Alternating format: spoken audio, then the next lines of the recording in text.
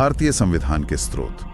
ये प्रतियोगी परीक्षाओं की तैयारी कर रहे किसी भी व्यक्ति के लिए शायद सबसे जरूरी विषयों में से एक है। पर हम सिर्फ तथ्यों की एक लिस्ट नहीं पढ़ेंगे, हम ये समझेंगे कि इन स्रोतों को चुना ही क्यों गया और उनके पीछे की सोच क्या थी। बिल्कुल सही कहा आपने। ये समझना बहुत जरूरी है कि हमारा संविधान कोई उधार का थैला नहीं है। ये एक सोचा समझा एक बहुत ही रचनात्मक मिश्रण है। संविधान सभा के सामने सबसे बड़ी चुनौती थी एक ऐसे देश के लिए नियम बनाना जो विशाल है, विविधता से भरा है और सदियों की गुलामी से बाहर निकला है। उन्होंने दुनिया भर के संविधानों को परखा, लेकिन सिर्फ वो प्रावधान उठाए जो भारत की जमीन पर पनप सकते थे। परीक्षाओं में जो मैच द फॉलोइंग वाले सवाल आते हैं ना, वो इसी समझ की परीक्षा लेते हैं। तो चलिए इस कहानी को परत दर परत खोलते हैं। ठीक है, तो कहानी शुरू कहाँ से करें? क्या हम सीधे ब्रिटेन या अमेरिका पर जाएं? नहीं, सबसे पहले हमें घर पर ही देखना होगा। हमारे संविधान का सबसे बड़ा और सबसे महत्वपूर्ण स्रोत कोई विदेशी दस्तावेज नहीं, बल्कि भारत शासन अधिनियम 1935 था। ये वो ढांचा था जिस पर ब्रिटिश भारत चल रहा था। हमारे संविधान का लगभग 60 से 70% हिस्सा, खासकर जो प्रशासनिक विवरण है, संघीय ढांचा, न्यायपालिका की संरचना, लोक सेवा आयोग, राज्यपाल का पद, ये सब लगभग सीधे तौर पर 1935 के एक्ट से लिया गया है। ये हमारी नींव थी, कह सकते हैं। अच्छा, तो इसका मतलब है कि हमने शून्य से शुरुआत नहीं की। हमारे पास पहले से एक एडमिनिस्ट्रेटिव ब्लूप्रिंट मौजूद था। लेकिन ये तो अंग्रेजों का बनाया हुआ ढांचा था। सरकार चलाने का जो एक लोकतांत्रिक तरीका है, वो विचार कहाँ से आया? से संसदीय शासन प्रणाली को अपनाया, यानी एक ऐसी व्यवस्था जहां सरकार अपनी वैधता संसद से प्राप्त करती है और उसके प्रति जवाबदेह होती है। इसी के साथ विधि का शासन यानी रूल ऑफ लॉ का सिद्धांत भी वहीं से आया, जिसका मतलब है कि कानून से ऊपर कोई नहीं है। लेकिन यहाँ एक दिलचस्प बात है, ब्रिटेन का तो कोई लिखित संविधान ही नहीं है और हमने दुनिया का सबसे बड़ा लिखित संविधान बना दिया। और यही वो बारीक बात है जिसे परीक्षा में इस्तेमाल किया जाता है। ये एक क्लासिक ट्रैप है। सवाल में एक स्टेटमेंट आ सकता है कि भारत ने अपनी संसदीय प्रणाली ब्रिटेन से ली है, जिनके पास एक विस्तृत लिखित संविधान है, और वो स्टेटमेंट तुरंत गलत हो जाएगा। हमारे निर्माताओं ने ब्रिटेन से सिस्टम का आइडिया लिया, लेकिन उसे अपनी जरूरतों के हिसाब से लिखकर और कोडिफाई करके मजबूत बनाया। यहाँ एक और सवाल मेरे मन में आ रहा है। ब्रिटेन से ही हमने एकल नागरिकता का सिद्धांत भी लिया, जबकि हमने कई चीजें अमेरिका से भी ली जहां दोहरी नागरिकता है, मतलब राज्य और केंद्र की अलग अलग। हमने अमेरिकी मॉडल क्यों नहीं चुना? ये एक बेहतरीन सवाल है और ये हमें निर्माताओं की दूरदर्शिता दिखाता है। देखिए, 1947 में देश का बंटवारा हुआ था। उस समय देश की एकता और अखंडता सबसे बड़ी प्राथमिकता थी। निर्माताओं को डर था कि अगर राज्यों की अलग नागरिकता होगी तो इससे क्षेत्रीय भावनाएं मजबूत हो सकती हैं और देश की एकता को खतरा हो सकता है। इसीलिए उन्होंने ब्रिटेन का एकल नागरिकता वाला मॉडल चुना, ताकि हर भारतीय, चाहे वो तमिलनाडु का हो या कश्मीर का, सिर्फ और सिर्फ भारतीय महसूस करे। ये एक राजनीतिक और भावनात्मक फैसला था। तो ये तो हुई सरकार की मशीनरी और देश को जोड़ने वाली नागरिकता की बात।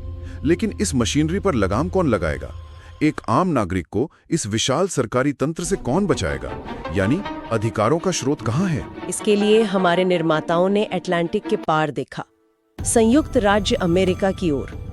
अमेरिकी संविधान का जो बिल ऑफ राइट्स है, वो दुनिया भर में मशहूर था।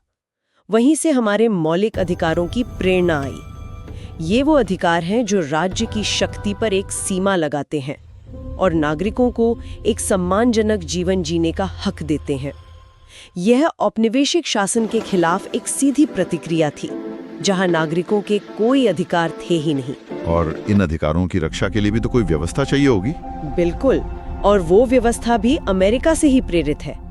न्यायिक पुनरावलोकन यानी जुडिशियल रिव्यू की शक्ति। इसका मतलब है कि सुप्रीम कोर्ट और हाई कोर्ट संसद द्वारा बनाए गए किसी भी कानून की समीक्षा कर सकते हैं।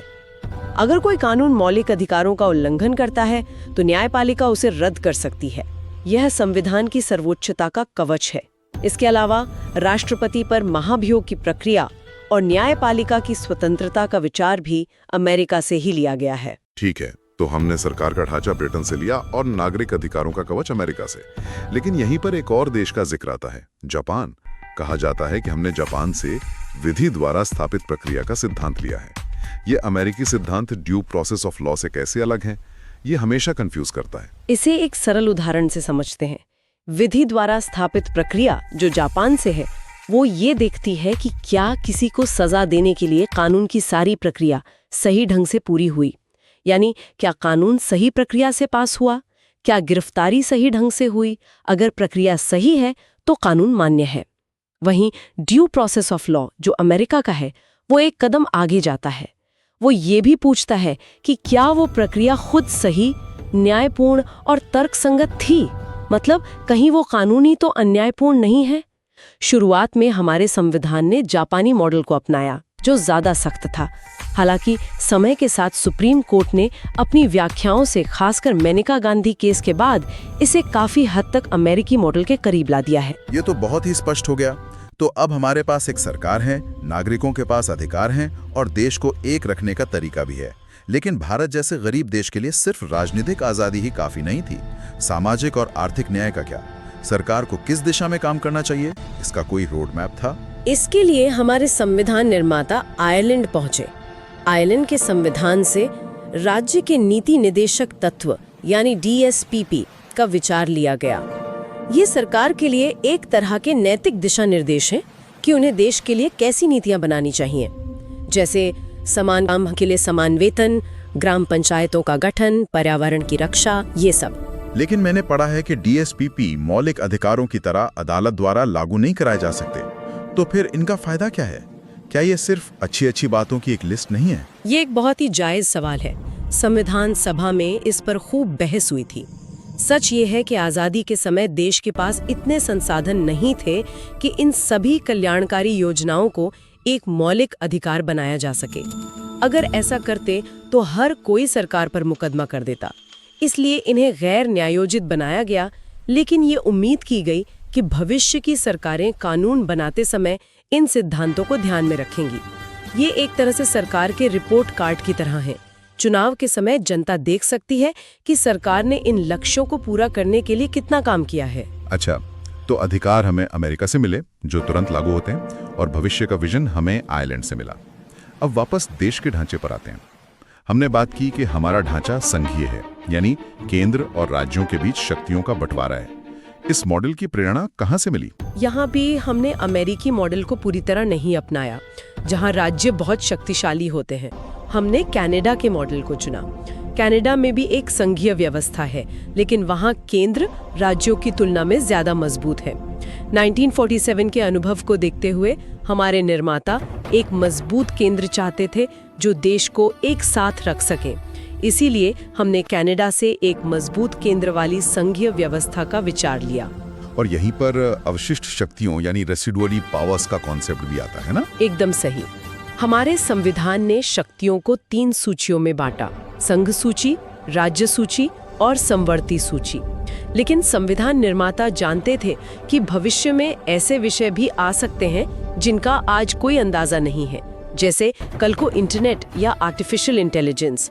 इन नए विषयों पर कानून बनाने की शक्ति किसके पास होगी? कनाडा के मॉडल का अनुसरण करते हुए ये शक्ति केंद्र को दी गई। इन्हीं को अवशिष्ट शक्तियां कहते हैं। और आपने समवर्ती सूची का जिक्र किया, जिस पर केंद्र और राज्य दोनों कानून बना सकते हैं। ये आइडिया कहाँ से आया? यह एक और बेहतरीन व्यवस्था है जो हमने ऑस्ट्रेलिया से ली है। समवर्ती सूची एक तरह की साझा जमीन है, जैसे शिक्षा, जंगल, शादी, तलाक। इस पर केंद्र भी कानून बना सकता है और राज्य भी। लेकिन अगर दोनों के कानून में कोई टकराव होता है तो केंद्र का कानून ही मान्य होगा। ये सहयोग और नियंत्रण का एक सुंदर संतुलन है। ऑस्ट्रेलिया से हमने संसद की संयुक्त बैठक का प्रावधान भी लिया है, जो किसी विधेयक पर गतिरोध को सुलझाने के लिए बुलाई जाती है। वाह, तो दुनिया के अलग अलग कोनों से कितने विविध विचार लिए गए हैं। अब कुछ और महत्वपूर्ण स्रोतों की बात करते हैं। आपातकाल का प्रावधान, ये एक बहुत शक्तिशाली और विवादास्पद प्रावधान रहा है। इसकी प्रेरणा जर्मनी के वाइमर संविधान से ली गई। जब देश पर कोई बाहरी आक्रमण हो या आंतरिक विद्रोह हो तो उस स्थिति से निपटने के लिए केंद्र को विशेष शक्तियां दी गई हैं।